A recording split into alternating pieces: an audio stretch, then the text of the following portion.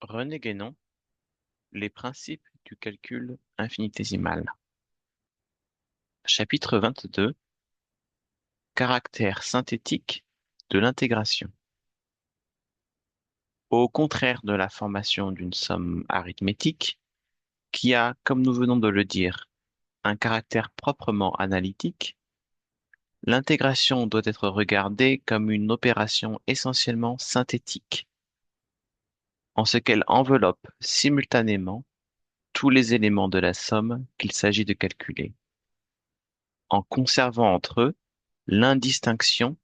qui convient aux parties du continu. Dès lors que ces parties, en conséquence de la nature même du continu, ne peuvent pas être quelque chose de fixe et de déterminé. La même indistinction doit d'ailleurs être maintenue également, quoique pour une raison quelque peu différente, à l'égard des éléments discontinus qui forment une série indéfinie, lorsqu'on veut en calculer la somme, car si la grandeur de chacun de ces éléments est alors conçue comme déterminée, leur nombre ne l'est pas, et même nous pouvons dire plus exactement que leur multitude dépasse tout nombre. Et cependant, il est des cas où la somme des éléments d'une telle série tend vers une certaine limite définie lorsque leur multitude croît indéfiniment. On pourrait dire, bien que cette façon de parler semble peut-être un peu étrange à première vue, qu'une telle série discontinue est indéfinie par extrapolation, tandis qu'un ensemble continu l'est par interpolation. Ce que nous voulons dire par là, c'est que si l'on prend dans une série discontinue une portion comprise entre deux termes quelconques, il n'y a là rien d'indéfini, cette portion étant déterminée à la fois dans son ensemble et dans ses éléments, mais que c'est en s'étendant au-delà de cette portion, sans arriver jamais à un dernier terme, que cette série est indéfinie.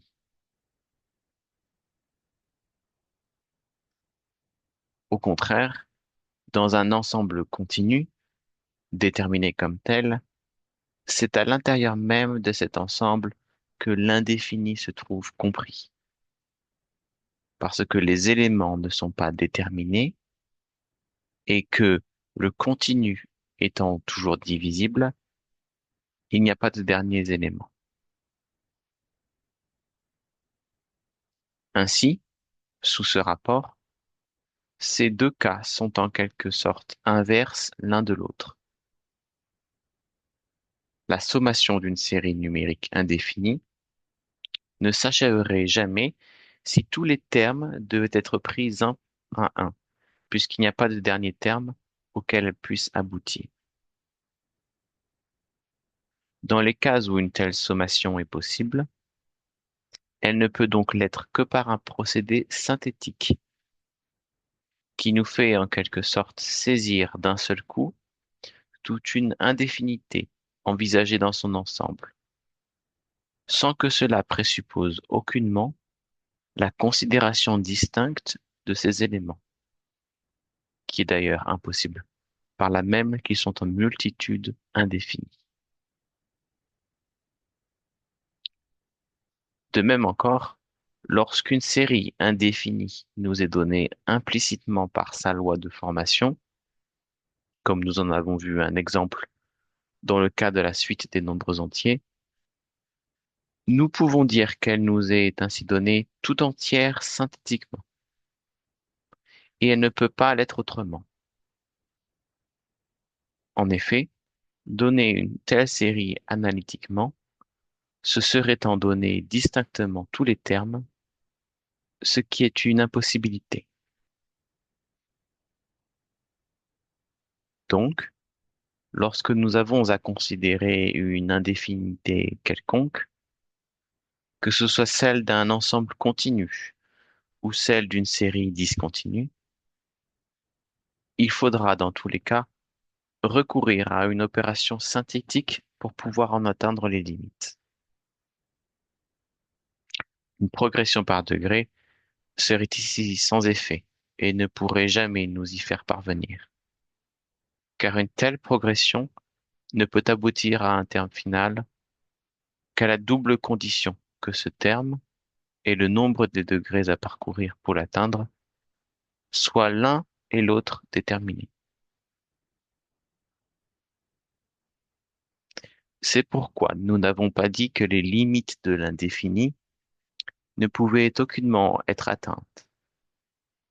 impossibilité qui serait d'ailleurs injustifiable dès lors que ces limites existent,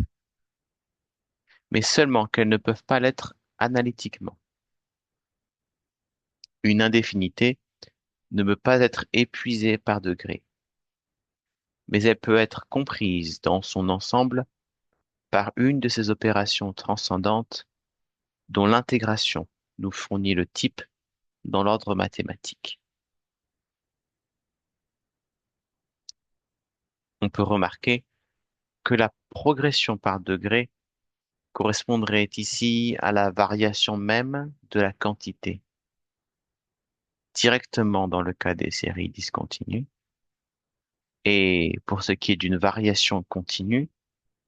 en la suivant, pour ainsi dire,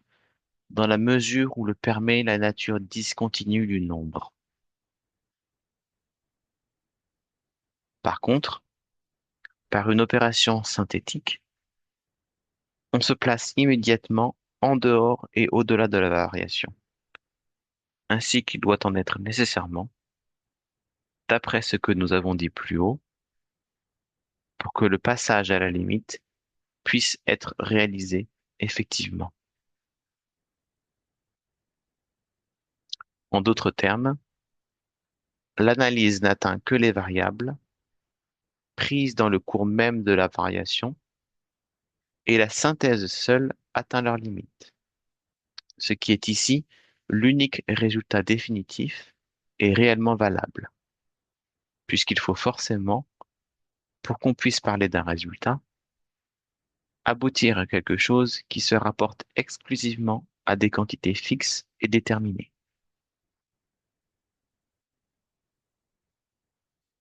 Il est bien entendu d'ailleurs qu'on pourrait trouver l'analogue de ces opérations synthétiques dans d'autres domaines que celui de la quantité, car il est clair que l'idée d'un développement indéfini de possibilités est applicable aussi bien à toute autre chose qu'à la quantité, par exemple à un état quelconque d'existence manifestée, et aux conditions, quelles qu'elles soient, auxquelles cet état est soumis, qu'on envisage d'ailleurs en cela l'ensemble cosmique en général ou un être en particulier. C'est-à-dire qu'on se place au point de vue macrocosmique ou au point de vue microcosmique. On pourrait dire qu'ici, le passage à la limite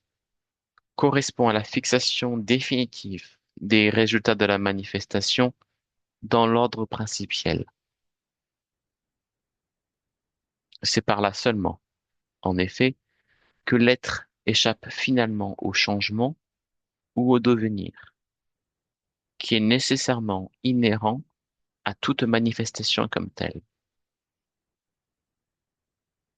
Et l'on voit ainsi que cette fixation n'est en aucune façon un dernier terme du développement de la manifestation,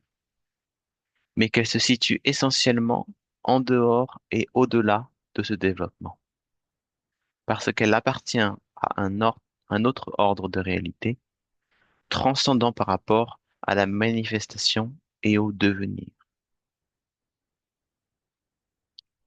La distinction de l'ordre manifesté et de l'ordre principiel correspond donc analogiquement, à cet égard, à celle que nous avons établie entre le domaine des quantités variables et celui des quantités fixes. De plus, dès lors qu'il s'agit de quantités fixes, il est évident qu'aucune modification ne saurait y être introduite par quelque opération que ce soit, et que, par conséquent, le passage à la limite n'a pas pour effet de produire quelque chose dans ce domaine, mais seulement de nous en donner la connaissance. De même, l'ordre principiel étant immuable, il ne s'agit pas, pour y parvenir, d'effectuer quelque chose qui n'existerait pas encore,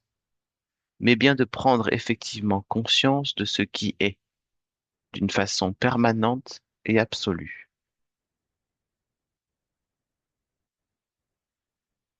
Nous avons dû naturellement, étant donné le sujet de cette étude, y considérer plus particulièrement et avant tout ce qui se rapporte proprement au domaine quantitatif, dans lequel l'idée du développement des possibilités se traduit, comme nous l'avons vu, par une notion de variation, soit dans le sens de l'indéfiniment croissant, soit dans celui de l'indéfiniment décroissant. Mais ces quelques indications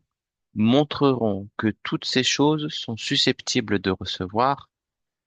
par une transposition analogique appropriée, une portée incomparablement plus grande que celle qu'elles paraissent avoir en elles-mêmes, puisque, en vertu d'une telle transposition, l'intégration et les autres opérations du même genre apparaissent véritablement comme un symbole de la réalisation métaphysique elle-même.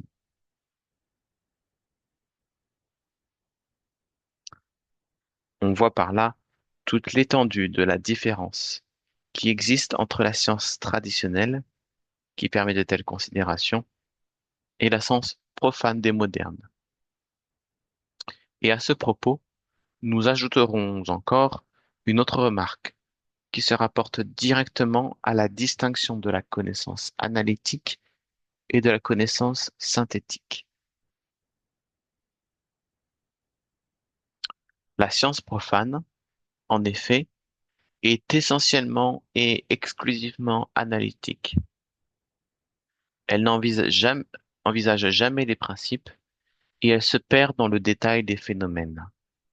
dont la multiplicité indéfinie et indéfiniment changeante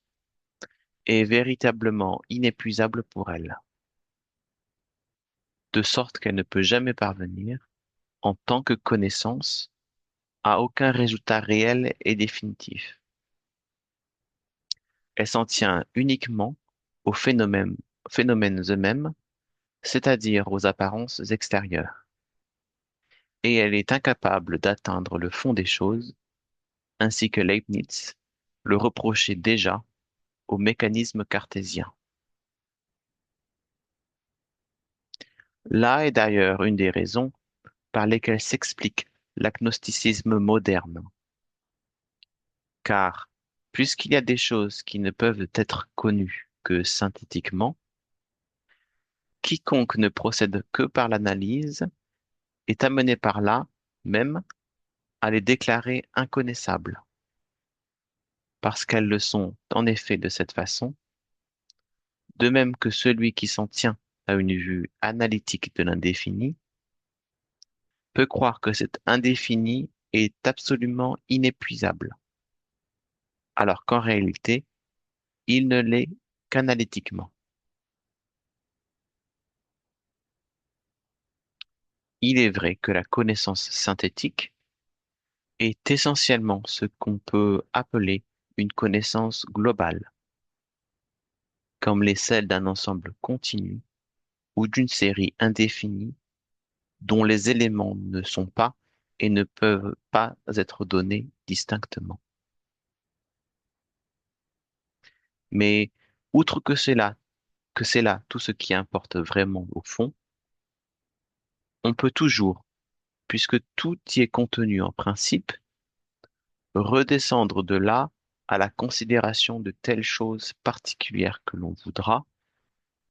de même que si par exemple une série indéfinie est donnée synthétiquement par la connaissance de sa loi de formation, on peut toujours, lorsqu'il y a lieu, calculer en particulier n'importe lequel de ces termes, tandis que, en partant au contraire de ces mêmes choses particulières, considérées en elles-mêmes et dans leurs détails indéfinis, on ne peut jamais s'élever au principe. Et c'est en cela que, ainsi que nous le disions au début, le point de vue et la marche de la science traditionnelle sont en quelque sorte inverses de ceux de la science profane, comme la synthèse elle-même est inverse de l'analyse. C'est d'ailleurs là une application de cette vérité évidente que si l'on peut tirer le moins du plus, on ne peut jamais, par contre, faire sortir le plus du moins. C'est pourtant ce que prétend faire la science moderne avec ses conceptions mécanistes et matérialistes et son point de vue exclusivement quantitatif. Mais c'est précisément parce que c'est là une impossibilité qu'elle est, en réalité, incapable de donner la véritable explication de quoi que ce soit.